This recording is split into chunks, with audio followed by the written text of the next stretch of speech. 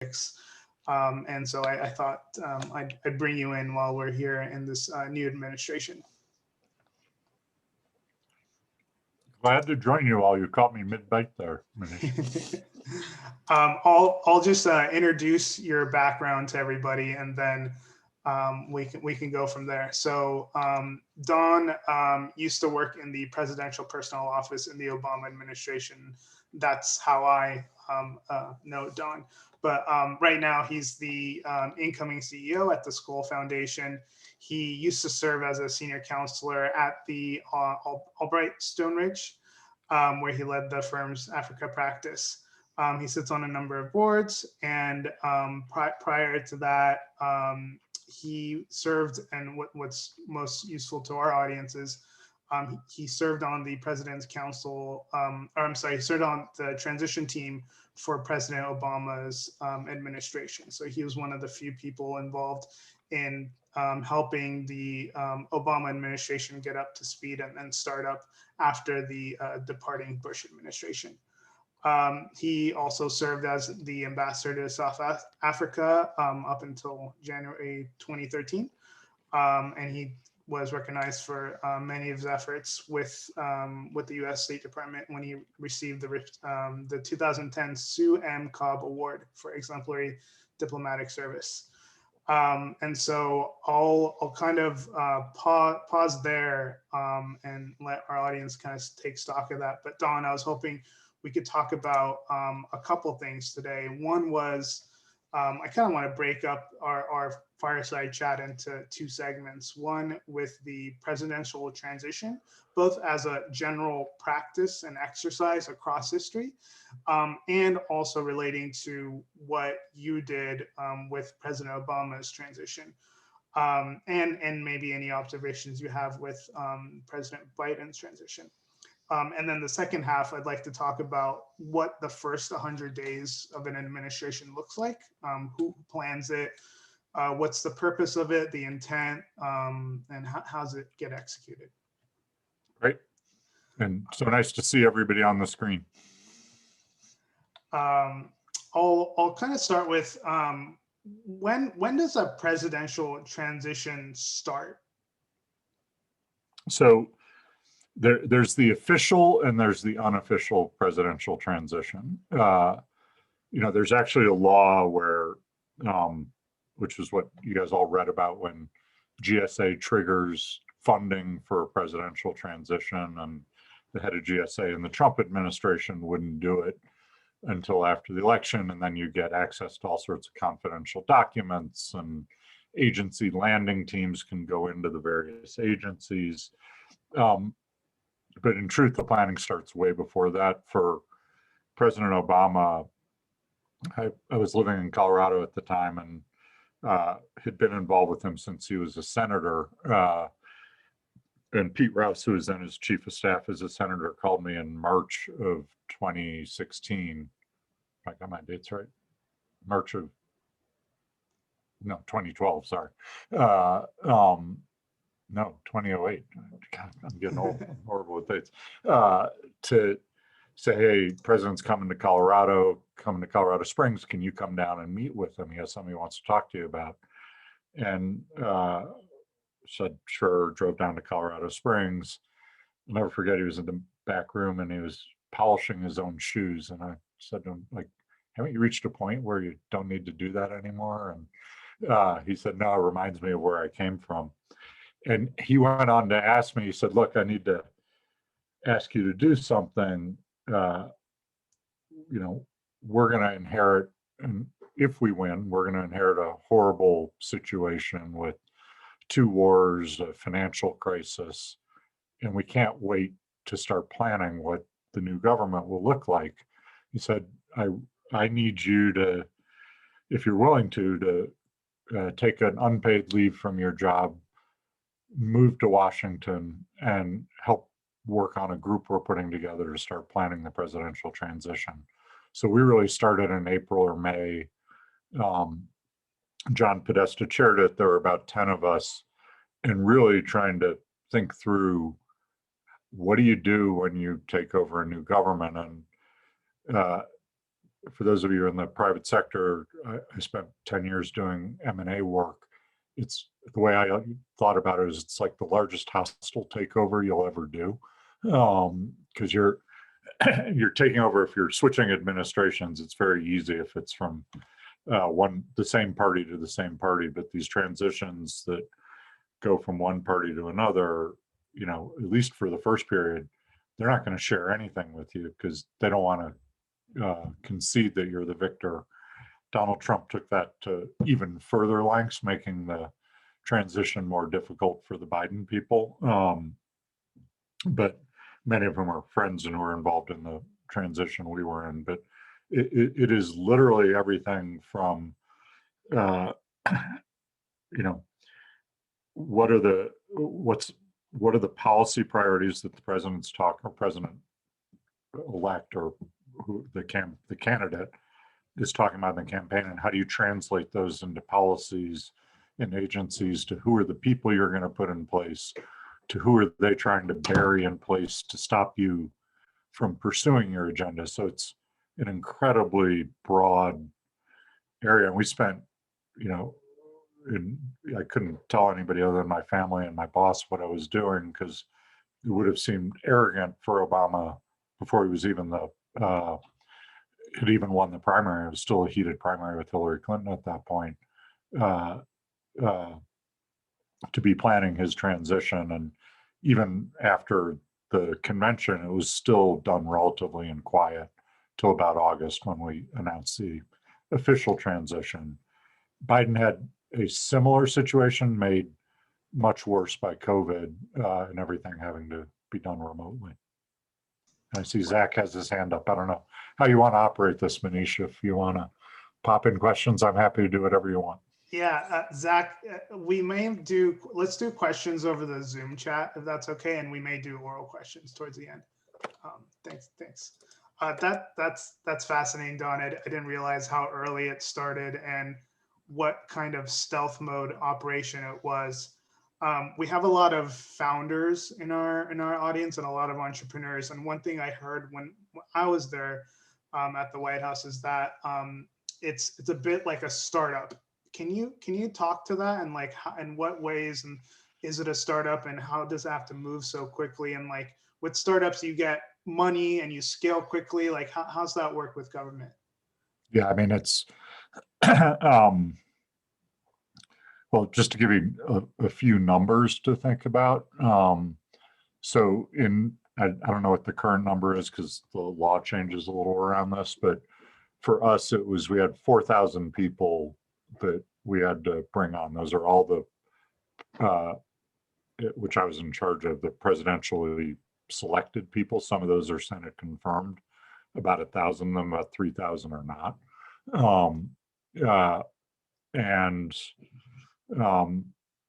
So you've got like any startup, you got that hiring thing. That the difference being sort of twofold. One, we had 400,000 people apply for those 3,000 jobs.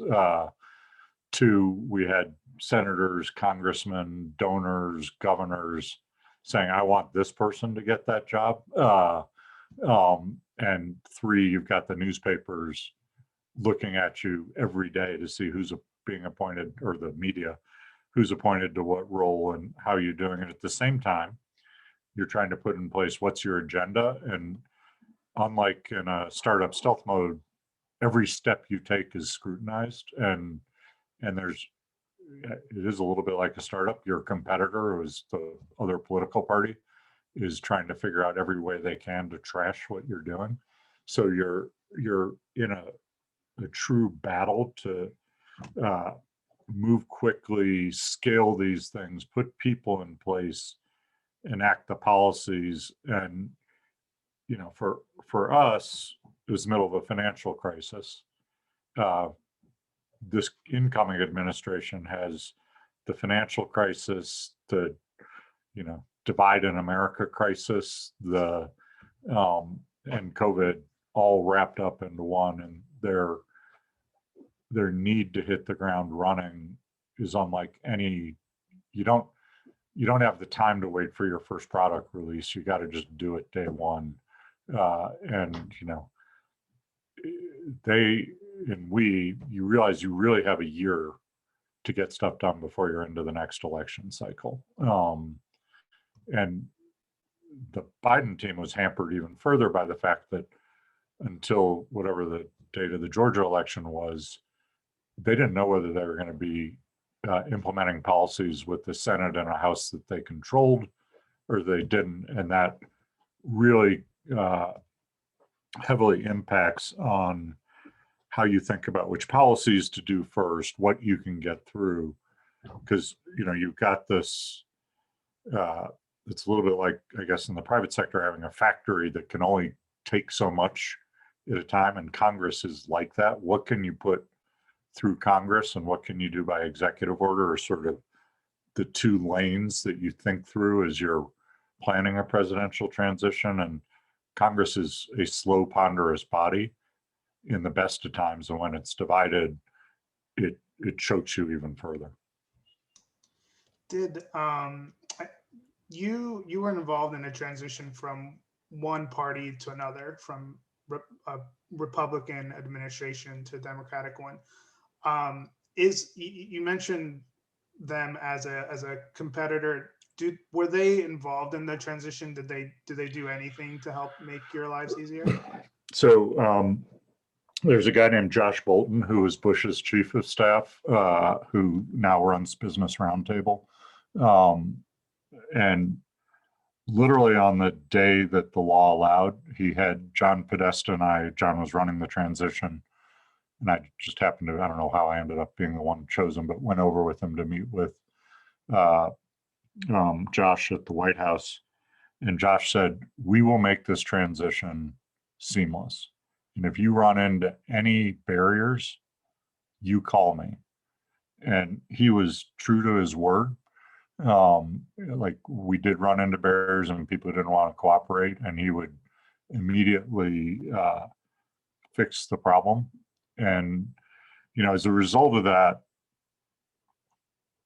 when Obama left, he gave similar instructions. And so a bunch of us were working on the Partnership for Public Service as a Presidential Transition Project. And a bunch of formers, both Republican and Democrat, make themselves available to both campaigns to say, hey, here's what you're going to have to think through in presidential personnel. Here's what you're going to have to think through if you're domestic policy advisor. So I've participated in that. And actually, for Trump, spent a fair bit of time meeting with Chris Christie, who was running his transition.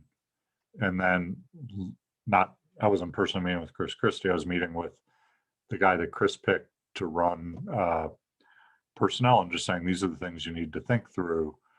And then Jared got Christie and everybody who worked for him axed on day one.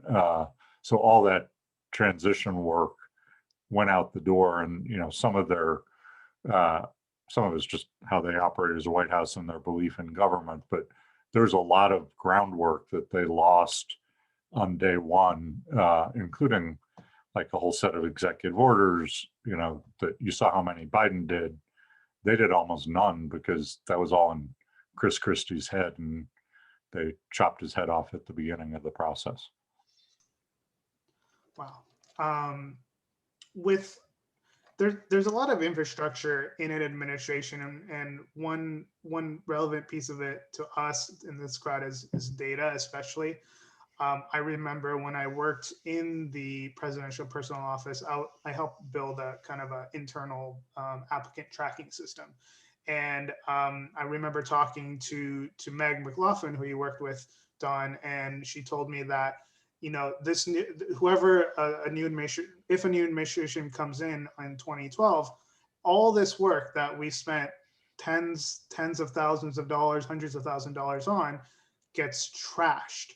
And it seemed very backward to me that all this, it's not what we built isn't relevant to a particular policy or party. It's literally just software to help presidential appointees get sworn in.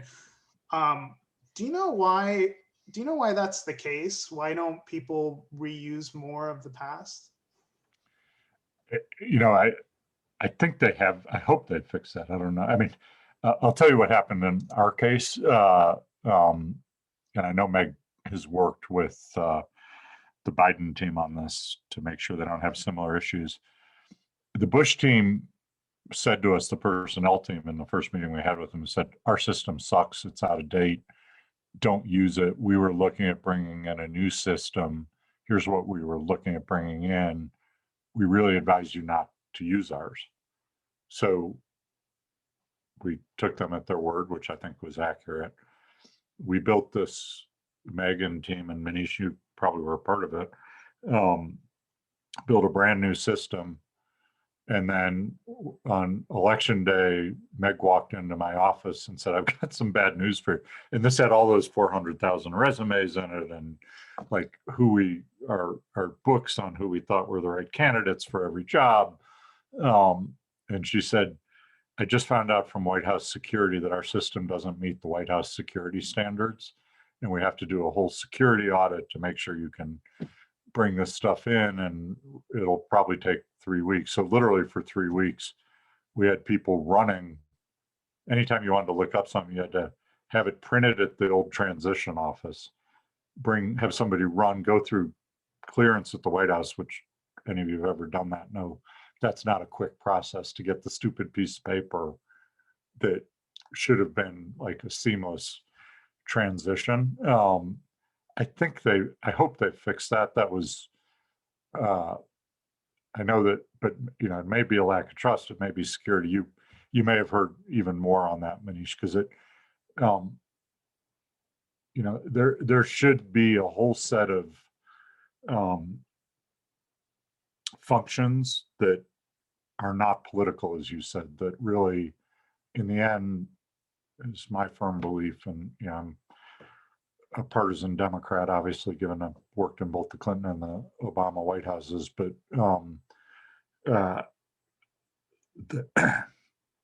we have a duty to the country to make sure that these transitions work smoothly. This one right now, what Jeff Zients, who's a good friend who's running the COVID response, literally couldn't get the plans on how the vaccines were going to be distributed early enough to make all the right adjustments so that day one they could hit the ground running. That literally will cost people's lives. And the days that we didn't have that in place, that's leading to people suffering in a way that didn't need to happen. And it's why I will always jump in to help any transition, whether it's a party I believe in or not, because there's some base functions of government that are too important for the broad public. And by the way, that's even more true in the foreign policy space. We were, as a country, nothing happened, but we would have been seriously exposed to national security threats, given the lack of transparency that went on between these two administrations. Oh. I want to zoom in on personnel for a second. When you think about staffing up a new administration, and you have a lot of constituencies, I imagine you have folks who were on the campaign who might be expecting something to some sort of reward because of their service. You have a contingent of folks around the candidate and maybe the vice president as well who have been staff to those people and who are maybe looking to write in as well. And then you're looking at probably a broader set of, in your case, Democrats who have worked in Democrat politics who want to be involved. How do you don't forget donors in that group too, and governors, too. Senators, and Congress people. How do you balance and pick and weigh qualification when staffing for talent? So, I don't think there's a uniform answer to that. That's very much driven by the principal being the president. I know from first thing I did when I started in presidential personnel was meet with Bushes and Reagans and Clintons and personnel advisors to get their advice on how to do the job. And they all had very different styles than Obama. And Biden is probably somewhere in between these. But Clinton and Bush wanted to be involved in picking every special assistant. They wanted to know, like, well, John is the son of Paul, and Paul's my best friend. We got to make sure he gets the right job. And they would spend many hours. In my first week with Obama, I had all this advice from all these former heads of PPO, and they all said, you got to go meet with him and get his list. And I said, what do you mean his list? And he said, get his list of people you've got to take care of, because it's sort of a domino effect. Like, if he wants so-and-so to be X, you need to know that, because otherwise you'll fill it and you won't have the right thing. So I said, okay. So I walked into his office and I said, I'd love to know, are there people you really want us to take care of and where you want them placed so that I can make sure I'm executing your wishes. And he looked at me like I was from Mars and said, what are you talking about? And I said, well, there must be somebody like that you want to make sure I, give special attention to. And he said, no. He said, here's what I want you to do. He said, I want you to pick an administration that looks like America, that reflects the promises we made in the campaign, and that isn't a rehash of the government in waiting in Washington. And just, most of you aren't from DC, there is literally a government waiting in Washington at all times. The formers who were assistant secretary who now expect to be deputy secretary, or the chief of staff who now expects to be assistant secretary. They also all, largely given history, did not look like America, were more skewed to men than to women. And he really pressured us. His biggest pressure was like, look beyond the normal, reach out to the states, find those up and coming leaders that are like who I was, because remember, he had been a state senator 6 years prior. Or no, not even. He ran, 4 years in to his Senate term was when he ran for president. And he'd been a state senator before that. So he had this view that there's talent all over the country, and it was our job to go find them. Biden has had a very different approach. He has actually said, we need people who can hit the ground day one, who I know and trust. And he knows most of them because they worked in the Obama administration. It's, this is the government in waiting, and there's a good argument that the times call for that. And he's brought in some new blood, but at the core, this is a team that's worked together before, knows each other, and there's real value in that, and there's real value in the diversity. And I think they're actually doing a pretty good job of trying to find that balance this time around. That's fascinating. When I was there, can I, Manish, just one more thing before I forget. The pressures are real, like, whether it's from congressmen or senators or interest groups, NAACP or the Black Congressional Caucus, or you can watch those pressures swirl around the Biden team, and we had similar issues, and it's the right pressure to make sure you do the right thing, but that doesn't mean you have to pick their people. You got to pick the right people for the job, and Obama was very clear on that, and you can see that the Biden team has done that as well. And the Trump team didn't care about it at all. Yeah. Jeez, that was like a dumpster fire. Zach, do you want to go chime in with your question, and then we'll pivot over to the first 100 days? Yeah, I mean, I was just curious for some background in this conversation about the transition, about like what was your background before this? How did you end up being the one who Obama was like, I need you on my team super early? And then I guess we've kind of figured out that your role was in staffing. So it's just maybe a little more clarity about like what your specific job was in the transition. Yeah. So I have spent my career back and forth between government and business. So I was Al Gore's domestic policy advisor when he was vice president. Worked at the FCC, for any of you who are in the telecom space, both as head of the policy shop there and then the International Bureau, but also was McKinsey, and spent 12 years in the tech industry. And I had left Washington to go work at Level 3, right before Gore decided to run for president, just because I wanted to focus on my family and have a different life. So moved to Boulder, Colorado, was very happily working away in telecom. My timing was off. I would have been a very rich man, except the internet bubble burst in my first year on the job. So lived through that, but we bounced back.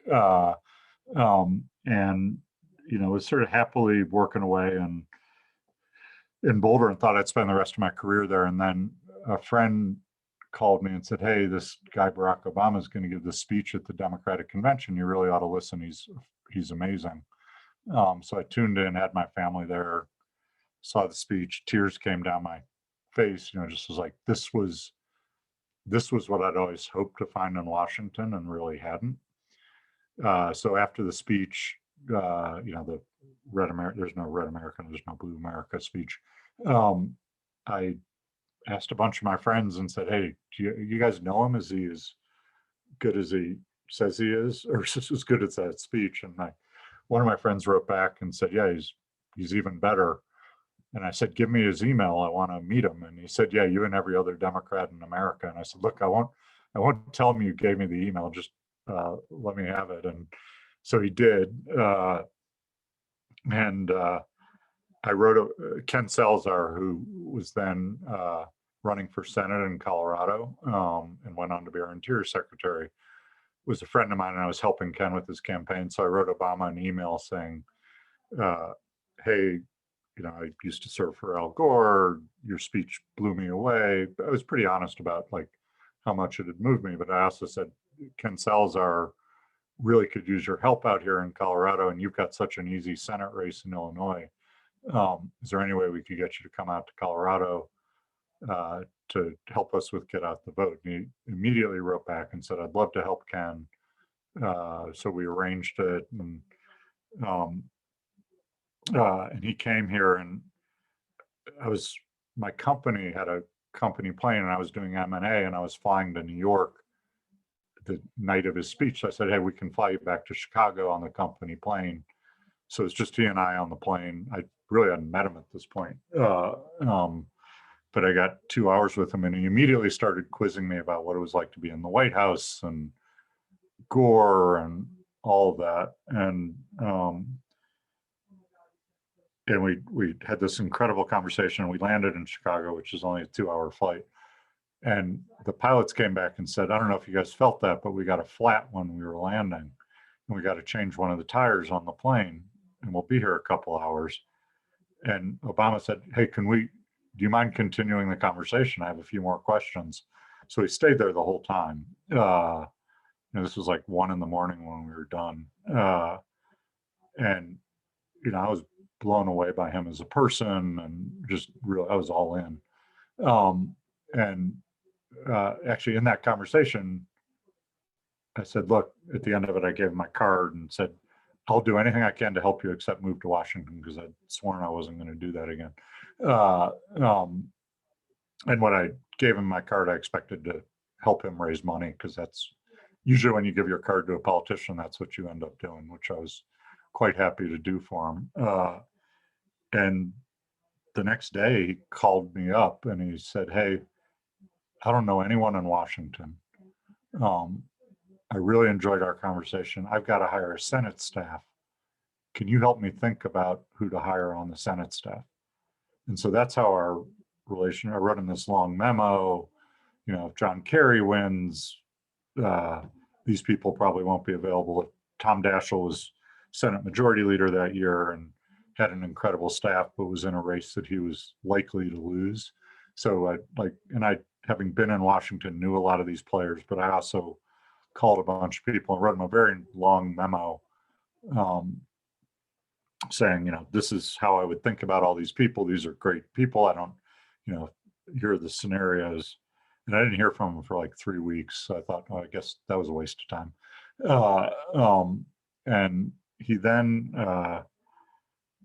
he called me and I missed the call, but you know, I wish I'd saved the voicemail because it was Barack. This is Barack Obama. Like I wouldn't know who he was at that point. And I knew so many Baracks at that point anyway, but he said, hey, your memo was great. I'm interviewing all these people. Can you fly to Washington tomorrow to help me do the interviews? So I went to my boss and said, hey, can I get the company plane? I'd introduced him to Obama, so he drank the Kool-Aid too. And he said, sure, take the plane. So I flew to Washington, and it was Robert Gips, who went on to be his press secretary, Cassandra Butts, myself, and the then senator-elect doing these interviews. And at 11 at night, we'd finished the first day of interviews, and we went to the hotel lobby and said, okay, let's talk about all these candidates. And so Robert went and Cassandra went, and he came to me and he said, so what'd you think of all these people? And I looked at him and said, you know, you're not gonna like this answer, but I've spent 1 day with you. I have no idea what you want to do as a senator. And based on that, I'd have very different views of who of these people are the right fits for you. And his response was, well, let's talk about it. And we stayed up till 2 a.m. And I called my wife, woke her up in Colorado at the end of it and said, I've got good news and bad news. And she said, what's the bad news? I said, I've told this guy I'll do anything he wants whenever he asks. She said, what's the good news? And I said, I just met a future president of the United States who I think can really lead the country. And stayed a part of his kitchen cabinet. Got another one of those calls from Pete Rouse saying, hey, you need to get to Washington. He wants to talk to a small group of people, and there are 14 of us. And he said, hey, I'm thinking about running for president. I want you guys to tell me all the reasons I shouldn't. That was the first meeting. I met David Plouffe and David Axelrod and others who were in that meeting. And that was sort of the start of the journey. Got involved in, and actually it helped write Audacity of Hope had sort of happened before that meeting. And we'd have these regular meetings with him, and he brought us in to talk about this book he wanted to write, Audacity of Hope. And we all said, hey, you told us you don't want to run for president. You know, why are you writing this book? Because everybody's going to say you're running for president if you write the book. And he's not usually evasive. He was being very evasive in his answers around it. And Axelrod pushed him on it and said, what's going on here? And he looked up and he said, I'm broke. He said, Michelle and I both have law school loans. They'll give me $1 million advance for writing this book. We're commuting. Said, I need the money. And so we all helped work on the book. The book became sort of this rock star tour around the country. And that's when he came back and said, hey, I think this is a moment that I can run. And so then we all got involved in the campaign. By the way, the book is one of the hardest things to read I've ever read. And I sent him a whole bunch of edits on the economics chapter, none of which he took. But that, he's president and I'm over here. So I guess he knew better than I did.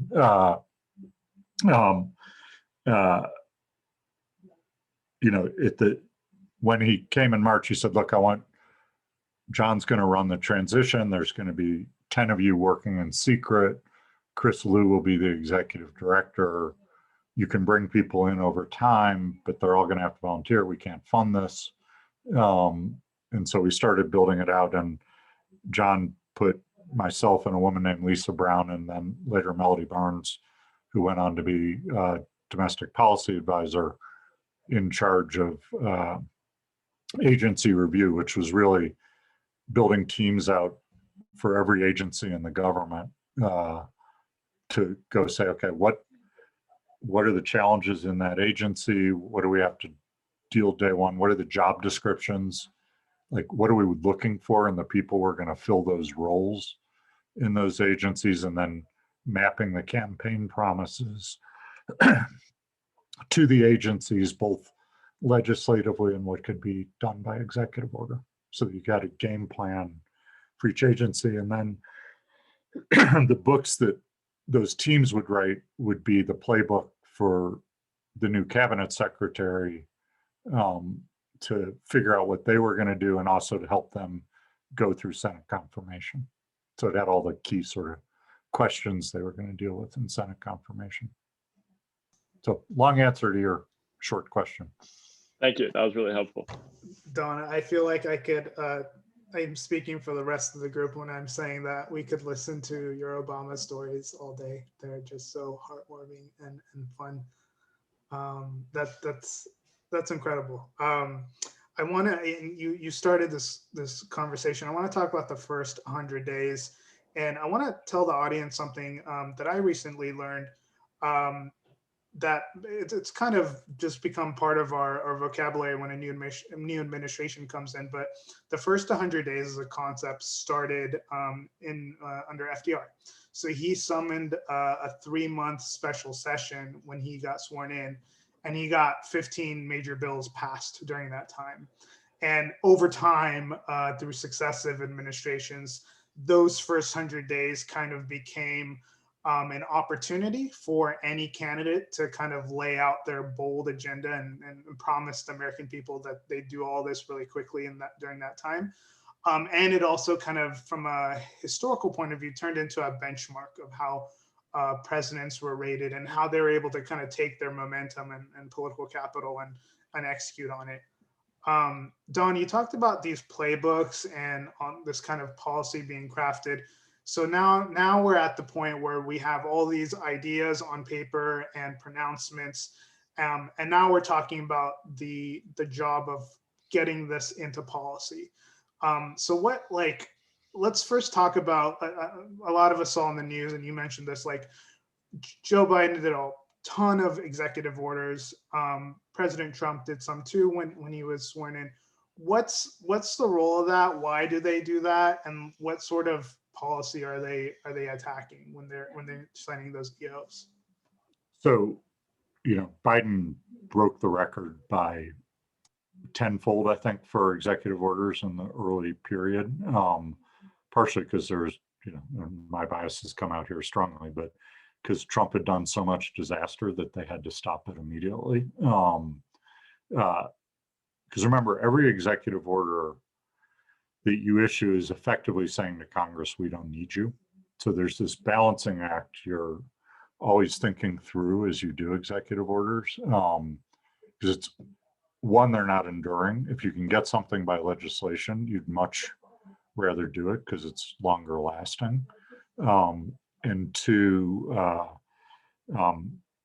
you lose some goodwill. They didn't have a choice. I mean, particularly with this divided Congress and the track record of Mitch McConnell and the level of,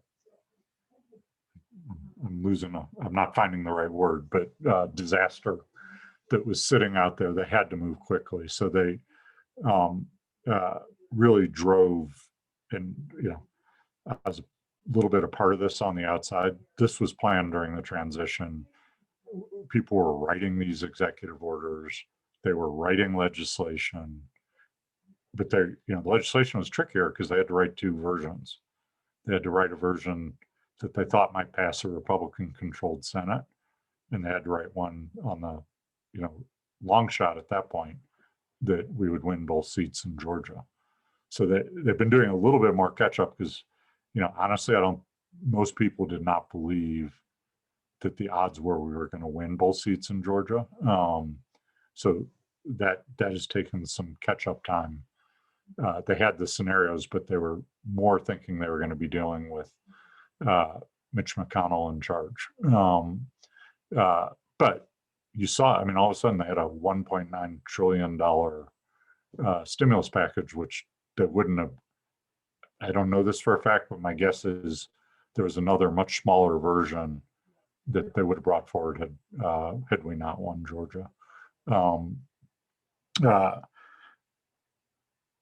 There's the other, and I alluded to this before, but there's also this tension, you've even seen it talked about in the impeachment context of Senate and House time. You got to order these things in the right way to get them through sequentially. So, you know, in our era, the big debate was, do you go all out on healthcare, or do you do it piecemeal and do a climate job, and where does stimulus fit in? And how do you balance all those, and what do you try and get done before the midterm? And those debates are going on constantly at the same time as you're also trying to get like 1,200 people confirmed by the Senate.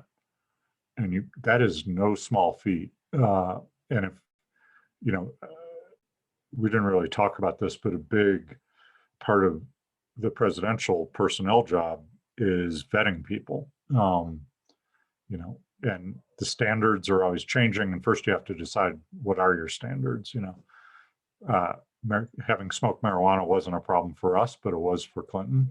I had to have calls with people saying, hey, in your investigation, the FBI uncovered that they think you're having an affair. I'm not judging that, but they're going to need to talk to your spouse, because we don't want somebody in the position of being blackmailed. And you know, some people said, fine, go ahead, it's all fake and we've talked about it. And others said, I'd rather withdraw my nomination. I've got like this encyclopedic knowledge of people's traffic tickets, their drug habits, who their best friend was in college in my head, that I wish I could get it out so I can keep more useful facts in there. But the vetting process and then the financial disclosure process, which catches a lot of people, all takes time to get through. So if you haven't started that early, you got this backlog, and then the senators will have their own particular questions or challenges around things you've said, or what your social media looks like, all that stuff. That and I'm really proud of what the Biden team has done in terms of getting ahead of that, having those forms done, having really thought through who they want to bring in, so that they're rolling through this in a fairly seamless fashion. Do you think the attitude of the Senate has become more hostile when approving these posts? Because I felt like in the past, especially Clinton and before, it was kind of like a duty and a sort of a rubber stamp, and now it seems it's another place for the Senate to intrude in. Yeah, I mean, I actually, you know, I think there's blame to go around here on all sides. It definitely has become harder. You know, for us, we controlled the Senate, and yet there were certain senators who were just Democrats who were ridiculously difficult on things like tax matters. There were a couple, you know, Tom Daschle should have been HHS secretary, but there were Democratic senators who weren't going to back him because he didn't account correctly on his taxes for a limousine that a firm that he was doing work for used for him when he was in New York. Had Tom Daschle been confirmed, I think the whole healthcare Obama rollout would have been very different, because he had the relationships with the Republicans to deliver that. So this stuff does end up mattering. And we went for, you know, that was, Tom had been picked, Senator Daschle had been picked before I came into the personnel role. but he blew up on my first day on the job. And we had to start all over again trying to find an HHS secretary, which the vetting for that job is particularly difficult because they oversee drug approvals, hospital approvals. So there's a lot of inherent conflict in the people that are good. Bringing in somebody who's run a hospital chain, which would be a logical thing for HHS, is very difficult to do, given all the challenges of getting confirmed. So we were lucky to finally get Kathleen Sebelius, but we lost precious time when we were trying to do healthcare and didn't have a cabinet secretary as a result. Very interesting. Aviv, I know you have a question. Do you want to ask it over your mic, or I can read it out for you as well? Sure. Yeah, so I was just trying to understand the sort of timeline for actually filling the, you mentioned 4,000 positions and you said, I think 1,300 need to be confirmed. Like, does that all, like, when does that actually complete in theory? And how does that actually influence these downstream, like downstream hiring within those agencies? Because I imagine those people are setting hiring criteria to some extent, or having some influence over it, even in the non-political roles. And I'm asking this partly because curious for me and others who are at least curious about the potential for serving in some capacity in either this or a future administration, but potentially in a political or a non-political role that might be a downstream of these initial picks. Yeah, great question. So the civil service is very separate and is, I don't know what that was, much bigger numbers. And you'd be surprised how little influence the political figures have over who gets hired in the civil service. It's a very rigorous, guarded process. There are exceptions at the top where people try and mess with it, but the Office of Personnel Management tries to guard that and protect the civil service from partisan influence. And so, you know, it may not be I don't know if their hiring process is the best process, but they do very sincerely try to depoliticize it. Now, Trump reversed that as well. And one of the things the Biden team is trying to do is dig out with people who buried themselves in civil service roles that really were political appointees. And that's a constant game that goes on. And that's like in the agency review teams, that's one of their jobs, is to go review and try and figure out where have they tried to hide political appointees in career roles. I forget what it's called, I should remember, but there also are specialist roles. It's another schedule, I can't think of which letter it is, that like if you got a tech background, they can bring you in under different hiring authorities. If they've got the budget, or there's fellowships, or there's a way that companies can loan employees. So those are other routes in that, particularly for people like you guys, who I assume have a set of skills that are more specialized. Those are other alternative pathways in. I sort of saw somebody go through the chat on the, I forget what it's called, but the group that's been putting together the tech experts. That's an example of another pipeline, and where PPO would turn to somebody like that as they're trying to figure out, presidential personnel, how do I bring in tech talent? Because that's not the usual group of suspects that come in, that's in the government and waiting in Washington. And it's a big part of what they need to do to get the government up and running in a more efficient fashion. And it's been a challenge, COVID making it all even more important and difficult. Owen, do you want to ask your question? Yeah, absolutely. Yeah, first of all, thank you, Manish and Don. This has been fascinating. Yeah, Don, I'm just wondering, I'm a real big fan of the Skull Foundation and its mission, and I'd love to hear just a bit about what you're excited to work on there. And yeah, really, yeah, it's that. Thanks, Owen. Yeah, I mean, you know, it's funny because I've like had all these people, including my board, say to me, "Are you going to go back into government now that Biden's in office?" And it's actually a pretty easy answer for me because I fundamentally believe at this point we need new solutions that sort of bringing out the old solutions that we've been working on for the past decade, particularly in the Democratic Party, are not working for the vast majority of American people. And being at a place where I get to both think about, but more importantly, support social innovators who are coming up with new ways to think about how do I solve the climate crisis, or how do I build a more inclusive economy?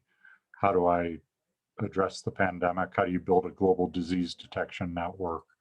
All of these at some point engage government, but right now we need the space to build out new ideas to support those transitions, and that's what we get to do at school. And it's also pretty cool to get to give away somebody else's money. I've never had that experience before. And you know, the challenge with a lot of social innovation is there are a lot of great ideas out there. We haven't really cracked the nut of how do you get either the market or government to accept those ideas. So that's one of the big challenges we're working on. And it got a lot easier with this election result because there's a whole bunch of my friends, but people who are committed to trying to bring social innovation into government and make government work better. Because, you know, at the heart, this is my belief, part of the reason we have this divide in the country is there are a lot of people for whom democracy and our economy aren't working right now. And if we don't figure out a way to fix that, the divide's going to get worse and democracy won't work. It's fueled by misinformation and the power of social media, et cetera. But at the core, you've got to have answers that meet people where they are. And some of our solutions aren't doing that right now. Thank you for that. That's wonderful. And a big passion of mine as well. Don, I'm wondering if you could leave us with your most meaningful or significant memory when serving in President Obama's administration. That's a good one. I mean, I was, you know, incredibly blessed to get this ridiculous job of being ambassador to South Africa and representing the United States and President Obama there. And, you know, still one of the highlights of my life was meeting Mandela and being able to convey there's a picture of Obama with Mandela. They only met when Obama was still a senator, and Mandela had never seen the picture. And it's this beautiful picture. I wish I had it handy. I'd show it to you guys, of Obama is silhouetted because they couldn't use a flash when the picture was taken because Mandela's eyes were bad. So Obama's silhouetted. He's shaking hands with Mandela, who's in one of his colored shirts in a chair. That picture was hanging in Obama's private office in the White House. And I went to him and I said, "Hey, does Mandela have a copy of that?" And he said, "You know, I don't think so. My driver gave me the camera and somebody took it. I don't even know who took it, but you'll have to talk to the driver. He gave me the picture. I don't know anything about it." So I went and found the driver, got a copy of the picture, was able to give that to Mandela. And it's truly one of the most iconic pictures of two of the world's great leaders in the only meeting that they ever had in person. So that was probably, I had so many rewarding moments in government, but that one stands out off the top of my head. Don, thank you so much for being part of this. I was watching the comments. People love this. Thank you so much for sharing your stories and your experience. We really appreciate it. Glad to do it. And I hope you all get to serve yourselves at some point. It's an incredibly rewarding thing to do, and the country needs all your brains at this point. Thanks a lot, Don. Thanks. Thank you. Thank you. guys. Have a good weekend. Bye. Bye-bye. Oh, happy Friday. Happy Friday.